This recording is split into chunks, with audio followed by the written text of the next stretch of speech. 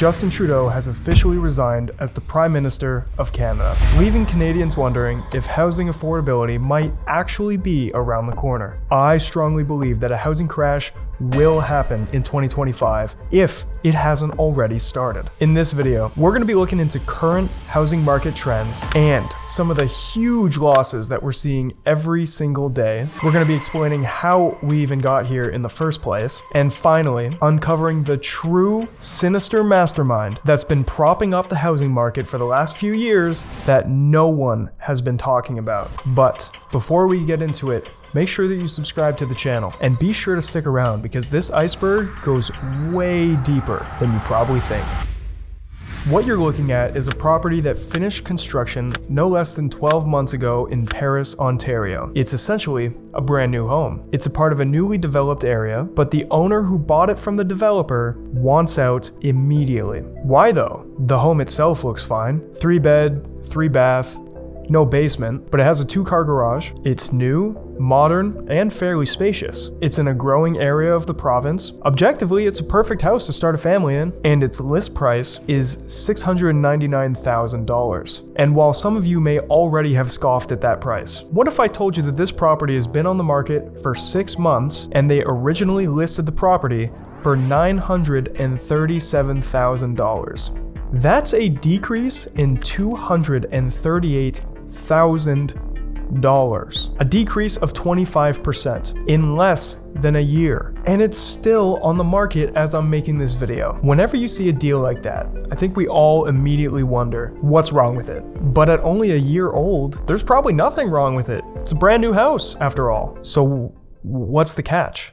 Well, the owner is underwater on their mortgage. They can't deal with the bleeding anymore, and they need to cut their losses. Let's do some napkin math. Assuming they bought the house for $900,000, which is generous considering it very well could have been bought for $1 million, let's take a look at how their investment performed. If they put 20% down, that would be $180,000 between legal fees, realtor fees, closing fees, all the other fees. In total, it probably cost them $200,000+ just to buy the home, with $180,000 of that being equity, of course. Unfortunately for them, instead of always going up, the market actually went down. In their current position, if they are to sell this house, they will owe the bank tens of thousands of dollars after the sale has already closed. They lost everything they put in, and they still owe more on top. That just seems terrible, right? Well, it could be worse. If they put 5% down instead of 20, hypothetically,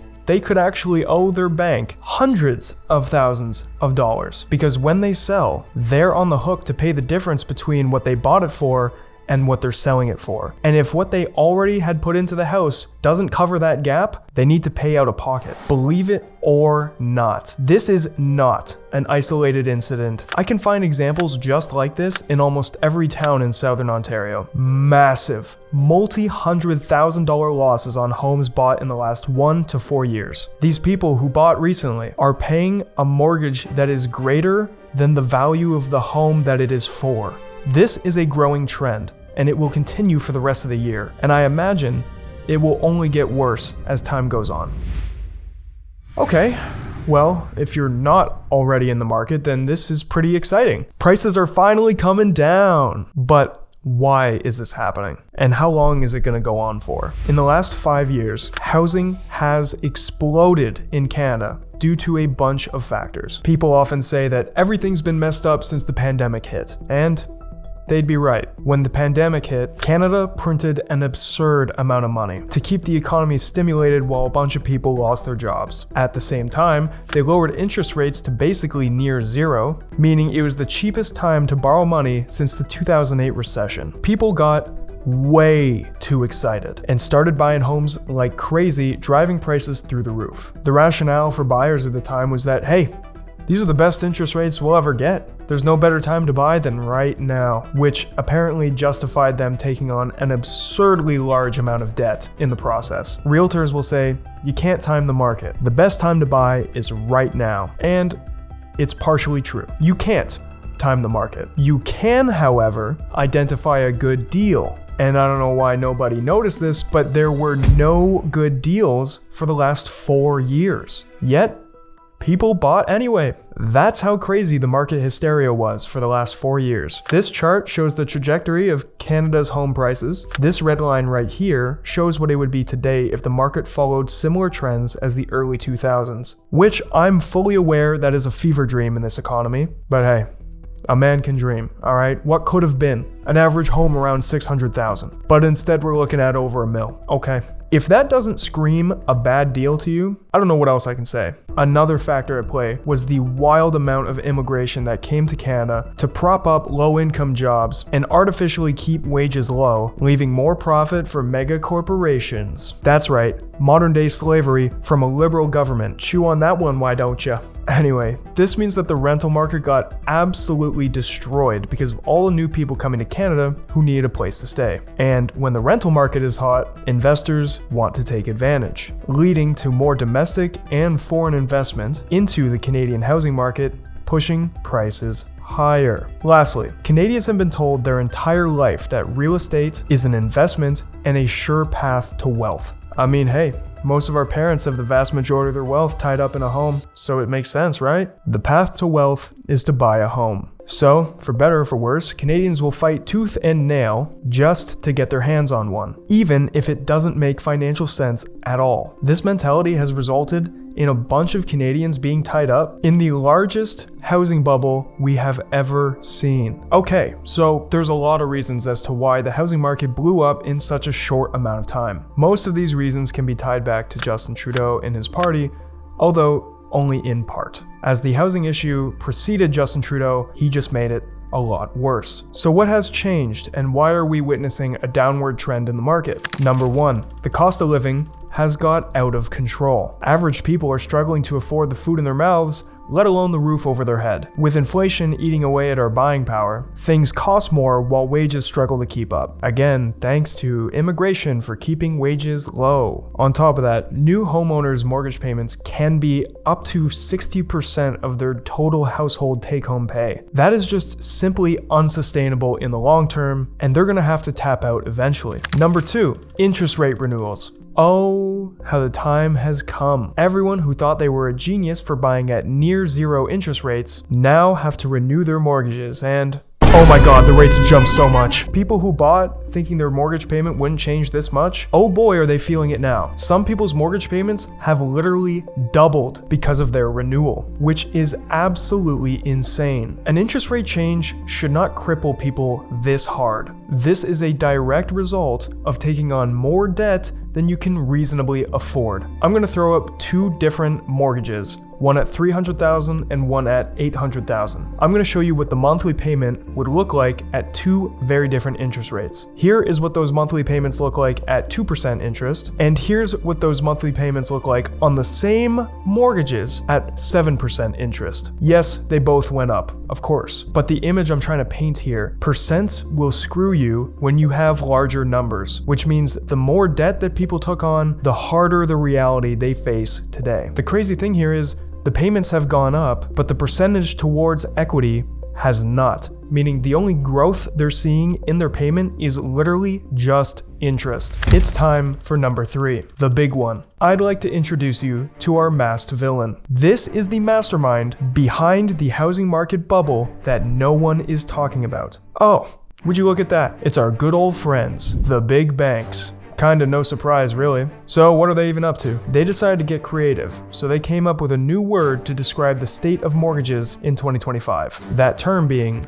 negative amortization. And you're probably wondering, what the hell does that even mean? Never heard that in my goddamn life. Allow me to explain. As most of us know, a mortgage payment is made up in 2 parts, the principal and the interest. The principal goes towards your equity in the house, and the interest is profit for the bank. 25 years used to be a standard duration for a mortgage in Canada, meaning that if you stayed in that home for 25 years, made every payment, then you would own that home by the end of that 25-year period. Nowadays, banks again are getting creative. They're now offering mortgages at 30 years, 35 years, which already sounds insane, right? And because people are so financially strapped outside of just their housing costs, people are taking this deal. The deal is that the bank will extend their mortgage, your monthly payment does not go up or down, it just stays the same. The banks love it because you'll be paying more in interest over the course of your loan, as they'll be sucking you dry for another 5 or 10 years.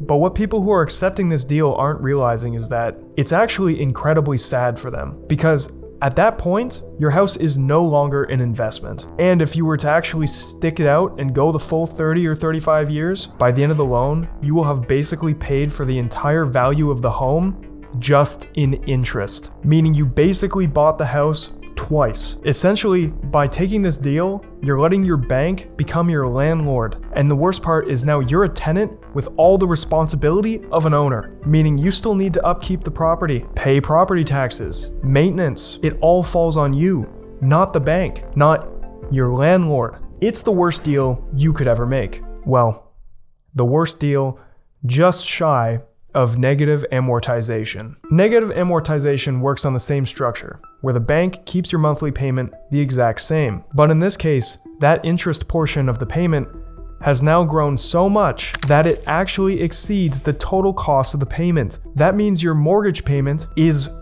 really just an interest payment. And the worst part is you're not even paying the full amount of interest. So the debt gets bigger every month. This is a real thing, and I'm not making this up. And believe this, 10% of mortgages nationwide are in negative amortization. Let me say that again. 10% of mortgages get bigger, not smaller, every month.